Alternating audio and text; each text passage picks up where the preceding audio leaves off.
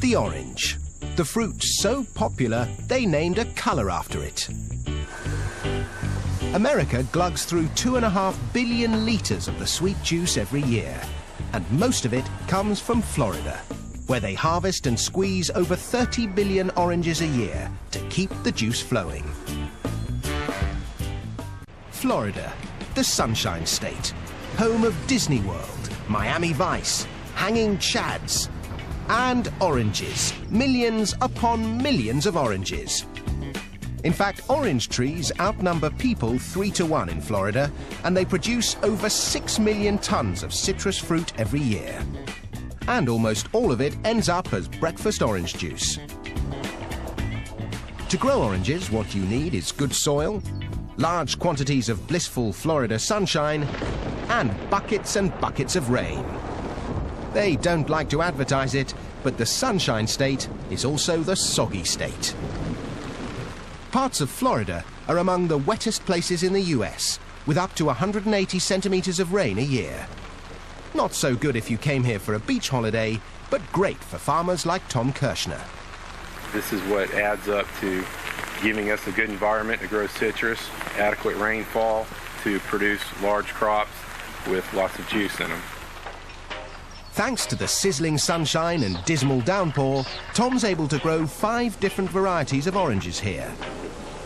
They do this because each variety ripens at different times of year, which means you can enjoy OJ all year round. But how do they know when an orange grove is ripe for harvesting? To guarantee that the juice will be liquid sunshine, the sugar-to-water content is analysed, yielding a measure known as the Brix. When it's at least 10% sugar, the oranges are ripe for the picking.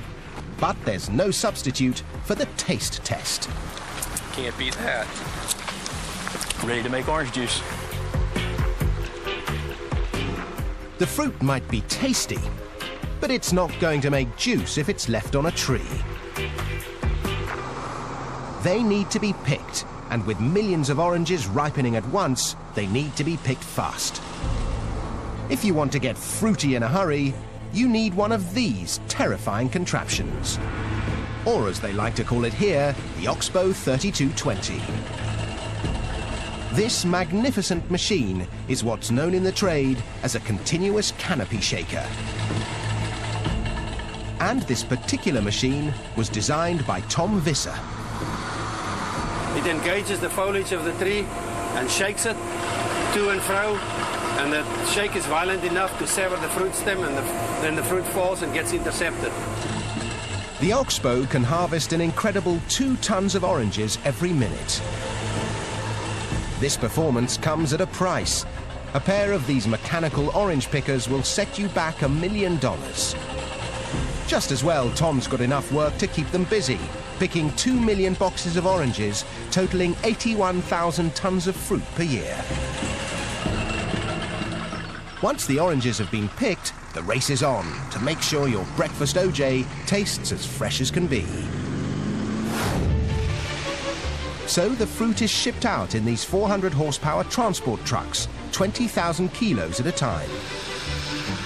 The trucks bring them to an OJ processing plant, like this one in Lake Wales.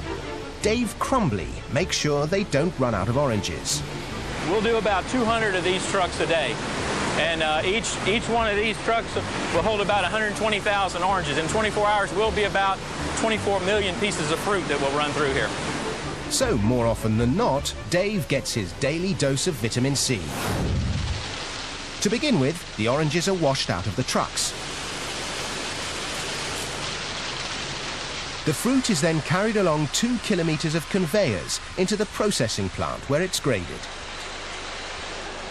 The oranges are separated by size, and it's time to extract the juice.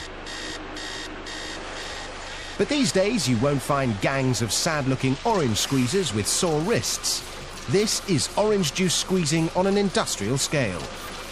This fearsome machine drops each orange into a ring of metal prongs, which squeeze out the juice before ejecting the pith and peel. From orange to OJ in the blink of an eye. Of course, when it comes to OJ, the world is divided into 2 great opposing camps. One likes it smooth, the other with bits. So a load of the pulp that has been carefully screened is added back into the juice to create the wholesome, authentic OJ with all the good stuff still in it.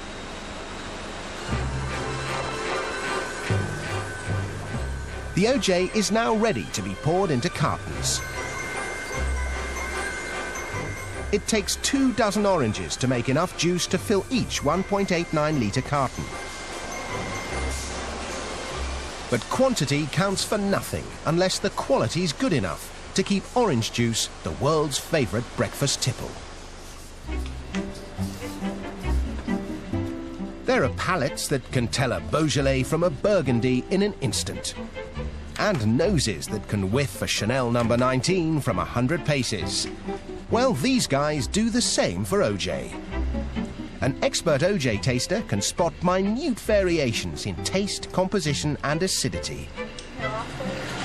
Doesn't have a very much oily feeling either, does it? There are 11 different measures of quality. Only when a batch of OJ ticks every box is it fit to be shipped. All that effort means this factory alone turns 3 billion oranges into over 250 million litres of juice every year, which makes delicious fresh OJ a luxury we can all enjoy.